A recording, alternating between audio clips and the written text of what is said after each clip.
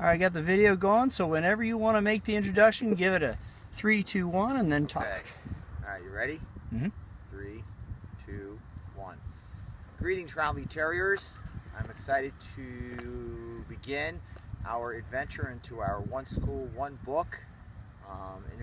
Introduce to you our choice for the 2018-19 school year is A Boy Called Bat. And it is my pleasure to begin reading chapters 1 and 2. After school. Bigsby Alexander Tam stared into the refrigerator, trying to decide what to eat. He knew that the longer he took, the more energy he was wasting, and Bigsby Alexander Tam did not like to waste energy. But he also did not like to eat leftovers or cheese that had to be sliced or any of the yogurt flavors in the fridge. Bat, close the refrigerator door, yelled his sister Janie from the kitchen table where she sat cutting out pictures from a pile of old magazines. Janie, he was sure, had eaten all the lemon and vanilla yogurts, and she knew he only liked the creamy ones, not the fruit on the bottom kind. Bat was almost everyone called Bigsby Alexander Tam for a couple of reasons. First, because his initials of his name, B, A, and T, spelled Bat. But there were maybe other reasons. Bat's sensitive hearing, for one. He didn't like loud sounds. What was so unusual about that? And if Janie's old earmuffs happened to make an outstanding muffling device, was it that funny if he liked to wear them? There were also the way he sometimes flapped his hands when he was nervous or excited or thinking about something interesting. Some of the kids at school seemed to think that was hilarious. And of course, bats have wings, which they flap. So between the initials and the earmuffs and the hand flapping, the nickname had stuck. And truthfully, Bat didn't mind. Animals were his favorite thing. Better even than vanilla yogurt. Janie, did you eat all the vanillas? Not all of them, Janie answered. She curved the scissors around the bent arm of the boy she was cutting out.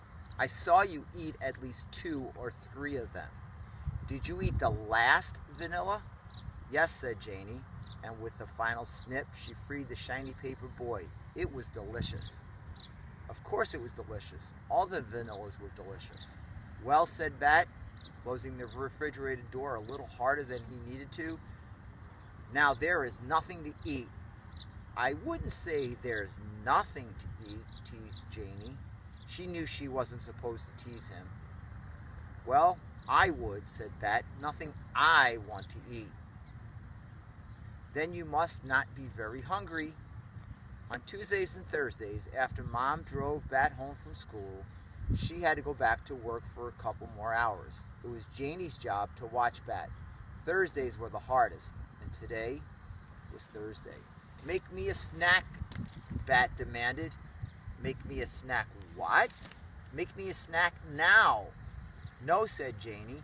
Make me a snack, please. I don't have to say please, said Bat. Making me an after-school snack is part of your job. You don't have to say please to get someone to do their job.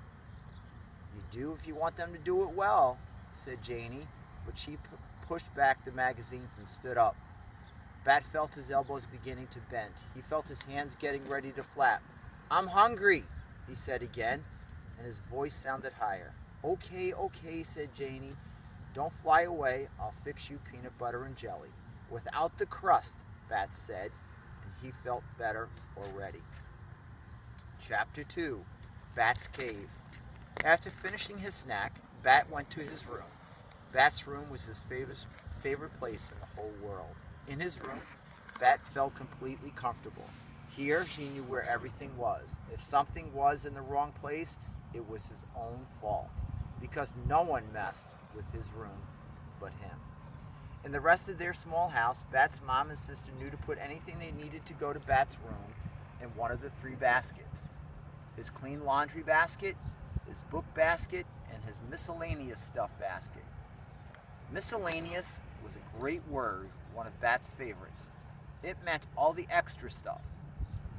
So the miscellaneous stuff basket could have almost anything, except clean laundry and books in it. When the baskets were full, Mom placed them in the hallway outside Bat's door. He took them into his room and unloaded them himself. Once Mom had tried to reorganize his dresser drawers because she thought he could use some help.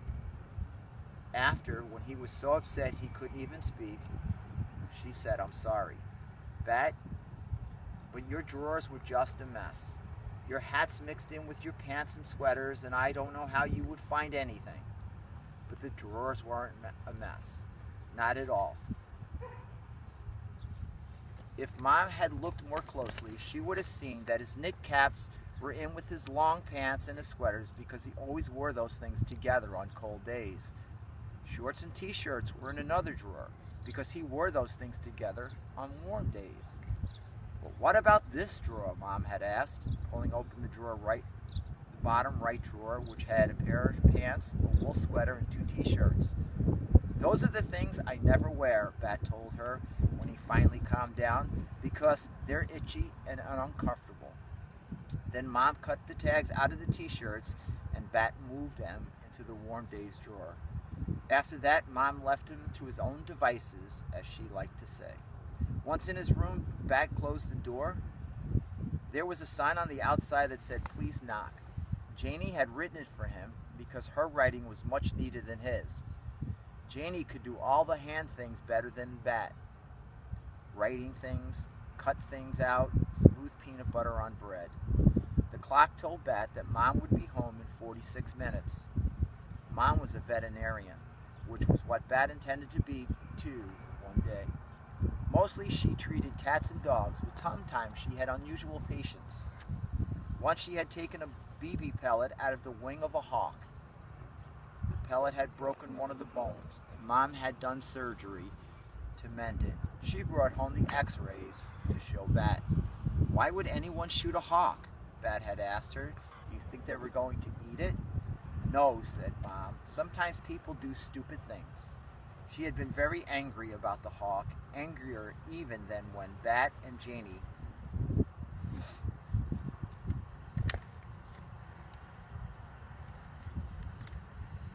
got into loud screaming fights. Seeing the x-ray of the hawk's broken wing made Bat angry too. But his room always made him feel better. It had a roll-down bamboo window shade and a fine closet full of shelves and a pull-out trundle in case someday a friend came to spend the night. It had a ceiling fan and a reading lamp and a rug with a picture of a train track printed on it.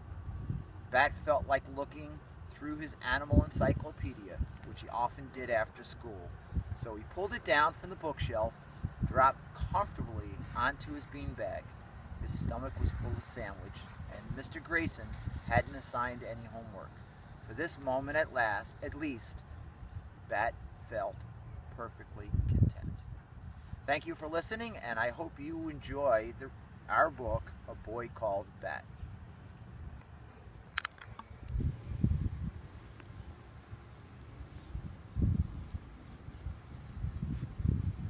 Thank you, Mr. B. Well done.